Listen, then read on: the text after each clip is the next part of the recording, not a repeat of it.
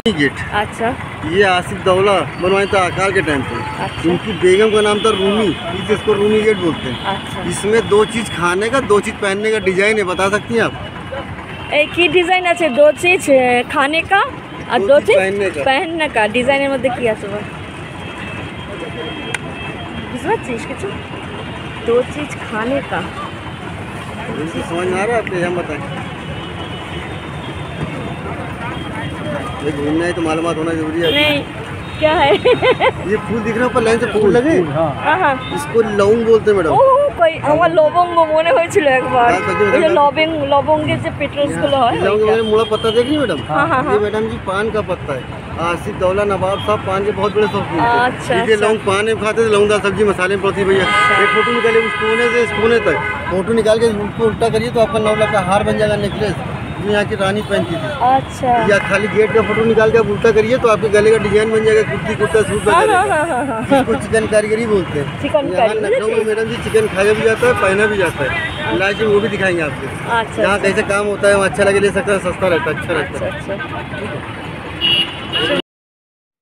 Good morning বন্ধুরা, আজ আমরা সকাল সকাল বেরিয়ে পড়েছি লখনৌর সাইট সিন করতে। বাড়ি থেকে বেরিয়ে আমরা টোটো ধরলাম। টোটো ধরে আমরা প্রথম এলাম রুমি দরওয়াজা। এই রুমি গেটকে লখনৌ শহরের সিগনেচার বিল্ডিং বলা হয়। রুমি গেট 1786 সালে নবাব আসিফউদ্দৌলা বানিয়েছিলেন। এটা বানাতে প্রায় 3 বছর লেগে যায়। 1786 সালে এটা কমপ্লিট হয়। রুমি গেট করতে যে খরচা হয়েছিল তা নিয়েও অনেক মতান্তর আছে। কিছু লোক মনে করতেন এটা করতে লাখ টাকা খরচা হয়, কেউ কেউ আবার বলে এটা কোটিতেও গিয়ে পৌঁছাতে পারে। আসল প্রশ্ন হলো এটা কেন করেছিলেন আসিফউদ্দৌলা। যখন আওধে অকাল পড়েছিল তখন লোকেদের রোজগার ছিল না, এই লোকেদের কাজের সুযোগ করে দেওয়ার জন্যই এটি উনি বানিয়েছিলেন এবং 15 থেকে 20,000 লোক এখানে কাজ করেছিল সেই সময় বলে জানা যায়। এইভাবে নবাব কাজের সুযোগ করে দিয়েছিলেন এবং আগে তো শুনলেই যে নবাবের বিবি রুমির নামে এর নাম হয়েছে রুমি দরওয়াজা। এটা উচ্চতা 60 ফুট মতো। আগে এই রুমি দরওয়াজার ওপরে আলো জ্বলতো যাতে অন্ধকার শহরে আলোকিত হয়, কিন্তু এখন তা হয় না। আর এখন সাধারণ লোকের জন্য এটার প্রবেশ নিষেধ, কেবল কাজকর্মের জন্য ওপরটা খোলা হয়। রুমি দরওয়াজা দেখার পর আমরা চলে গেলাম পিকচার গ্যালারি দেখতে। এই পিকচার গ্যালারি থেকেই আমরা টিকিট কাটলাম পার পার্সন 50 রুপিস। আর এই একবারই টিকিট কাটতে হবে, বাকিগুলো আর টিকিট কাটতে হবে না যা দেখব। আর এইটা ফ্রাইডেতে বন্ধ থাকে, বাকি সব দিন 4টে থেকে এই 10টা থেকে 4টে অবধি খোলা থাকে। এই হুসেনাবাদ পিকচার গ্যালারির একটি সমৃদ্ধ ও আকর্ষণীয় ইতিহাস রয়েছে যা এই লখনৌ শহরের সাথে জড়িত।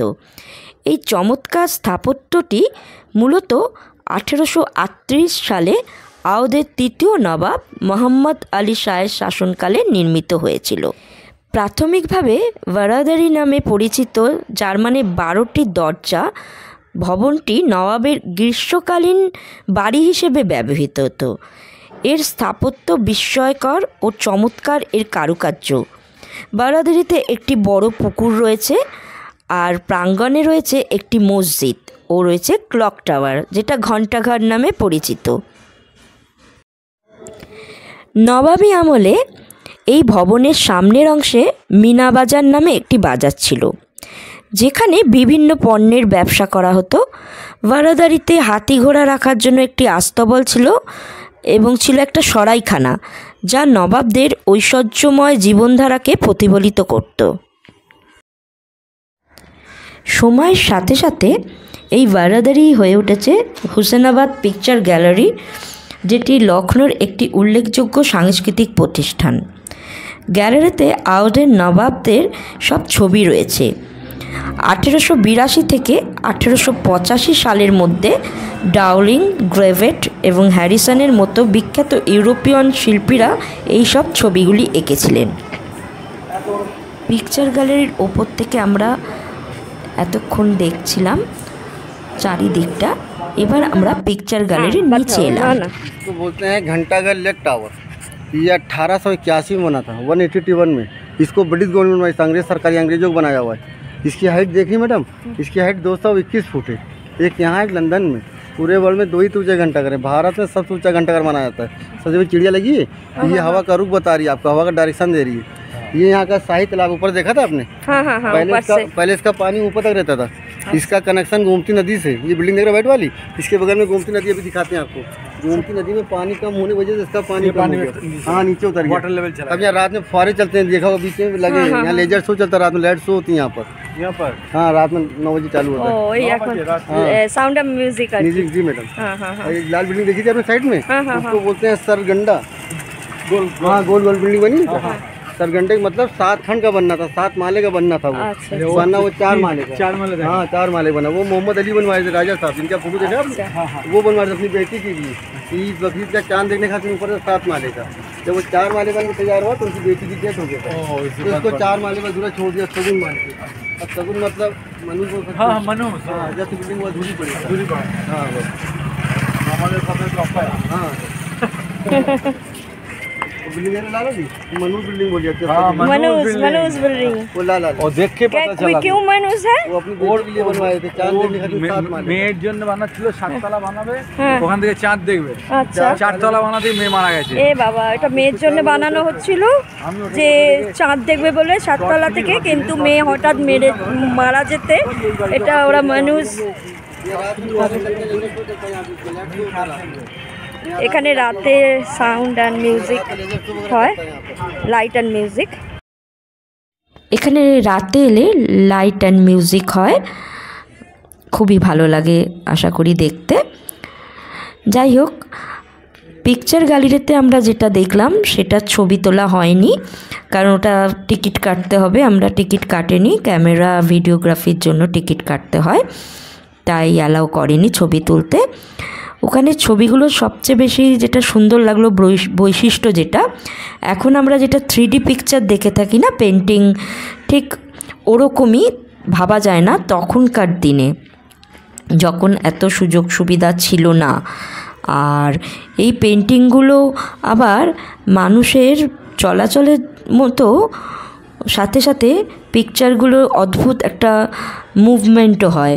সুতরাং এখানে এলে অবশ্যই আর কিছু না দেখবেন তো পিকচার গ্যালারি অবশ্যই দেখবেন। এরপর আমরা এই গোমতী নদীর ওপর দিয়ে যাচ্ছি। এই টোটোওয়ালাকে বললাম একটু দাঁড়াতে, গোমতী নদীর ছবিটা নেব। এখন আমরা যাব, একটু লাঞ্চ করতে হবে, যাব লখনৌর বিখ্যাত টুন্ডে কাবাবি, আর তারপরে আমরা যাব ভুলভুলাইয়া, কারণ খিদেও পেয়েছে। একটু খেয়ে আমরা তারপরে আপনাদের নিয়ে যাচ্ছি ভুলভুলাইয়া।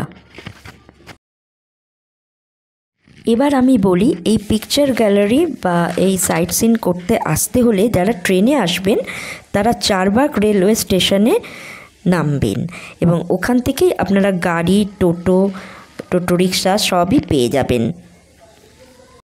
অটোর দাদা আমাদেরকে মোস্ট ট্রাস্টেড কাবাবের দোকান টুন্ডে কাবাবির সামনে নামিয়ে দিল। এটা হচ্ছে একদম পুরনো টুন্ডে কাবাবের দোকান, আর এর অনেকগুলোই শাখা লখনৌতে রয়েছে।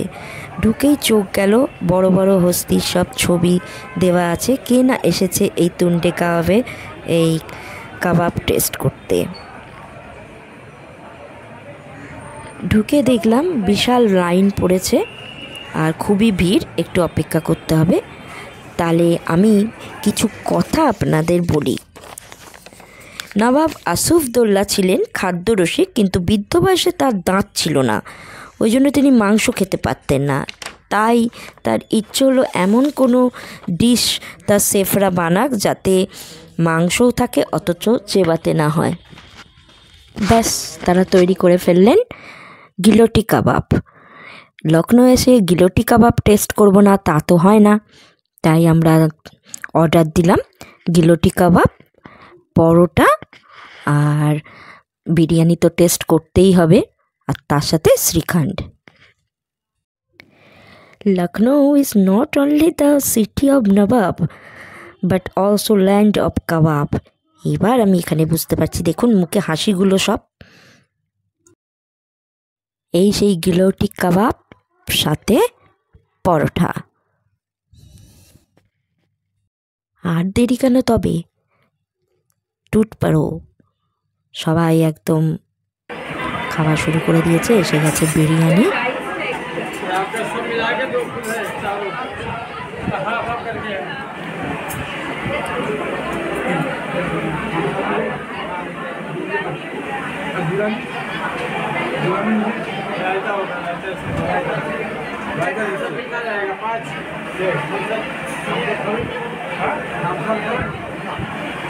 আমি খাবো।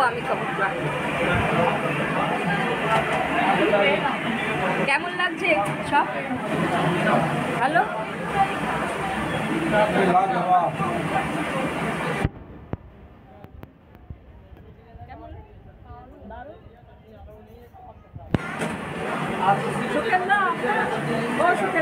কেমন লাগছে?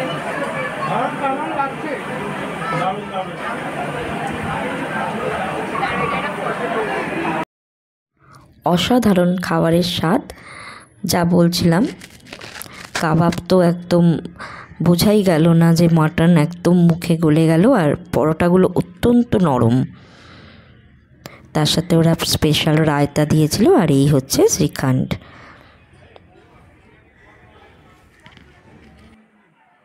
খাওয়া দাওয়া শেষ হলো, এবার আমরা বাইরে এলাম। ট্রেনে আসলে এই চারবাগ রেল স্টেশন থেকে টোটো ভাড়া করলে আপনাদের আমিনাবাদে এই টুন্ডে কাবাবে নিয়ে আসবে। সারি সারি এখানে কাবাবের দোকান। আমরা খাওয়া শেষ করে আবার টোটোতে উঠলাম।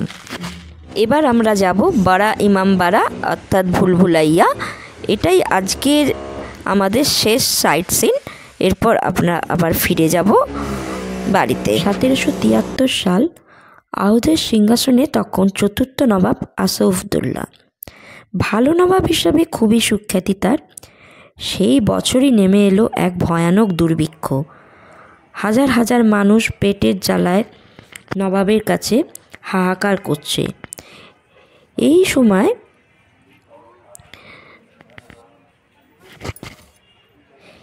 সময় নবাব লোকেদের সুবিধার্থে শুরু করলেন বিশাল এক ইমারতের কাজ।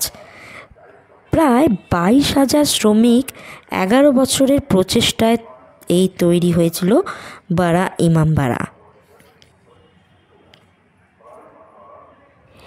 রামের ভাই লক্ষণের রাজধানী এই লক্ষণাবতী অর্থাৎ এই লখনৌ শহর, যার আনাচে কানাচে ছড়িয়ে আছে নবাবের বহু কীর্তি, ছড়িয়ে আছে প্রচুর ইতিহাস। তবে লখনৌ বলতে সবথেকে বেশি যেটা আগে আমাদের মনে হয় সেটা হলো ভুলভুলাইয়া। আর এই ভুলভুলাইয়া হলো বড়া ইমামবাড়ির একটি অংশ। ইমামবাড়ার চত্বরটিকে মূলত 3টি ভাগে ভাগ করা যায়। একটা হচ্ছে বড়া ইমামবাড়া বা আসাফি ইমামবাড়া।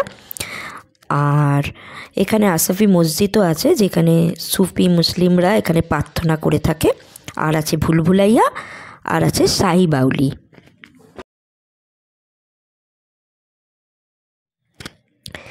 বড়া ইমামবাড়ার ভেতরে প্রবেশ করলে দেখা যাবে যে একটা বড় ছাদ রয়েছে, যেটা ইরানি ট্রে নামে পরিচিত। এই ছাদটি 163 ফিট লম্বা এবং 60 ফিট উঁচু, যা কিনা এশিয়ার সবথেকে লম্বা বিনা পিলারযুক্ত ছাদ। আর এই ছাদের তলাতেই আছে আসফউদ্দৌলার অতি সাধারণ সমাধি। এইবার আমরা চলে এলাম ভুলভুলাইয়া, যেটা সবথেকে আকর্ষণীয় স্থান। শোনা যায় এই ভুলভুলাইয়া তৈরির সময় একদল সকালবেলায় তৈরি করত আর অন্য দল রাত্রির বেলা সেটা ভেঙে দিত। এইভাবে শ্রমিকদের কাজও বজায় থাকতো এবং তাদের পারিশ্রমিকও। এই ভুলভুলাইয়ার দেয়ালগুলো একদম ফাঁকা। একদিকে দেয়ালে কথা বললে অন্যদিকে দেয়ালে কান রাখলে তা শোনা যায়। কোথাও কোথাও এত অন্ধকার যে আলো জ্বালিয়ে চলতে হচ্ছে।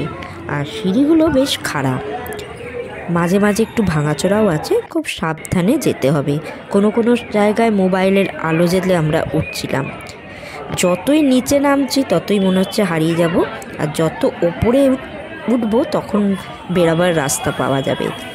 এই জন্যেই জায়গাটা বোধহয় ভুলভুলাইয়া। উপরের ছাদ থেকে পুরো জায়গাটা খুব সুন্দরভাবে দেখা যায়। এই যে ভুলভুলাইয়ার থামগুলো, এখানে কোথাও কিন্তু সিমেন্টের ব্যবহার হয়নি। ডাল, ময়দা ও চুন সুরকির মিশ্রণ দিয়ে তৈরি। ভাবা যায়? আমরা যখন ভুলভুলাইয়ার ছাদের ওপর উঠলাম তখন আস্তে আস্তে সূর্যটা ডুবছে। খুবই সুন্দর লাগছিল দেখতে। দেখুন আপনারা।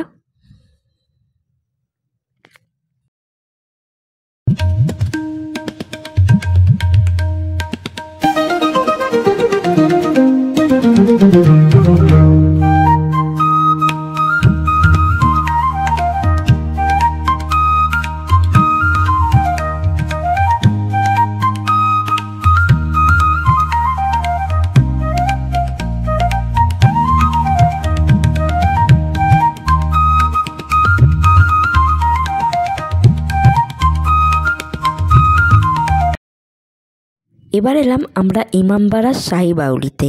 এখানে গোমতীর জলকে জমা করে সেই জমা চলে প্রতিবিম্ব দেখা হতো যে শত্রুরা কোথা থেকে ঢুকছে।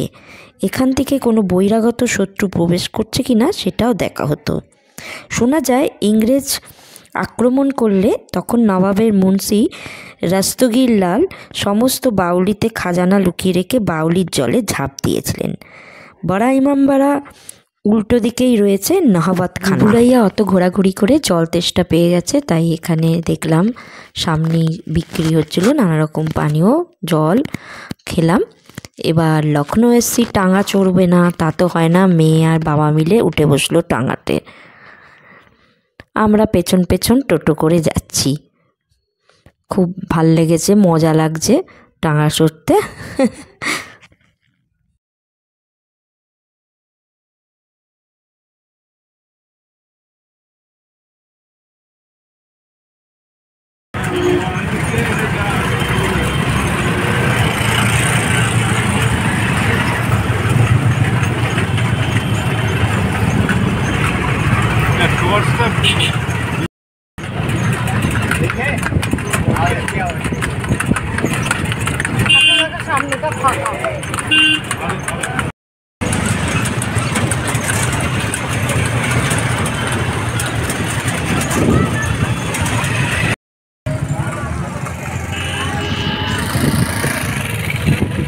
সন্ধেবেলায় পিসেমশাই আর পিসিমণির সাথে আমরা বেরিয়ে পড়লাম রেস্টুরেন্টে খাবার খেতে।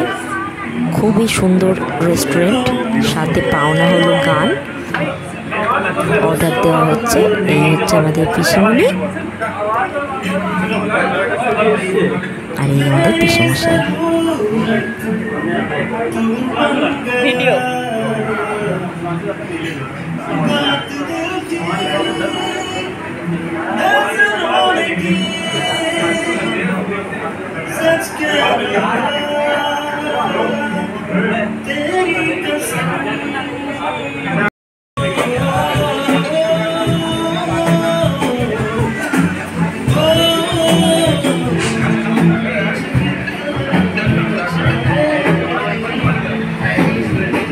ওনার চুপচাপ বসে আছে কেন বুঝতে পারছি না। ওনার ভিডিও করার কথা।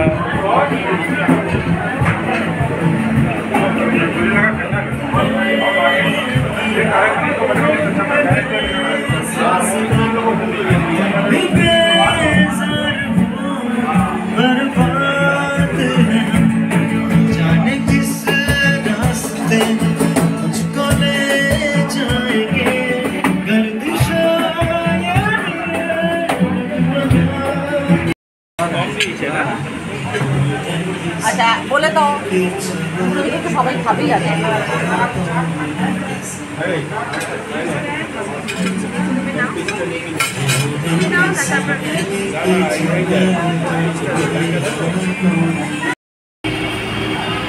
ডিনারের পর আমরা চলে এলাম লখনৌ প্রকাশ কি মসুর কুলফি খেতে।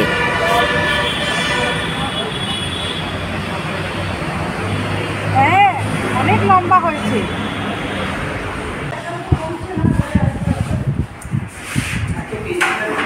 না আমি তো ব্যক্তিগত আমি যখন বেরোই কোথাও একটা লং ট্যুরে বেরোলাম বা কোনো বাড়িতে খুব বড় কাজ আছে, বাড়িতে অনেকক্ষণ কাজ করতে হবে আমার, ওই এই একটা আজকে খেয়ে নিলাম, হোপফুলি আগ্রা হয়ে যাবে। আমি হয়তো সোমবারে আরেকটা খাবো, এই ফোর্টে হাঁটাচলা করতে হবে।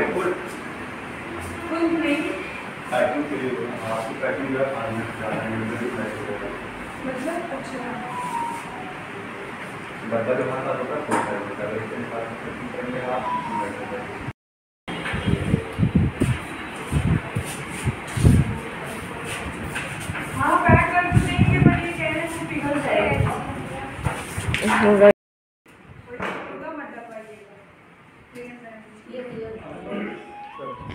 আজ সারাদিন অনেক ঘোরাঘুরি খাওয়া দাওয়া হলো।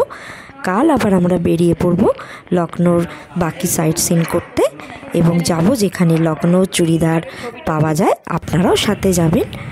এখন আমরা ফিরছি, চারিদিক আলো ঝলমল করছে। কাল আসলে কারওয়া চৌথ, ওই জন্য অনেক দোকান রাত পর্যন্ত খোলা। আর এখানেও যেমন বাসন্তী দেবীতে অপোজিটে মেহেন্দি পড়ে সবাই, এখানেও অনেক মহিলারা বসে মেহেন্দি পড়ছেও অনেকে। তাহলে আজকে এখানেই শেষ করছি, কাল আবার দেখা হবে। Good night.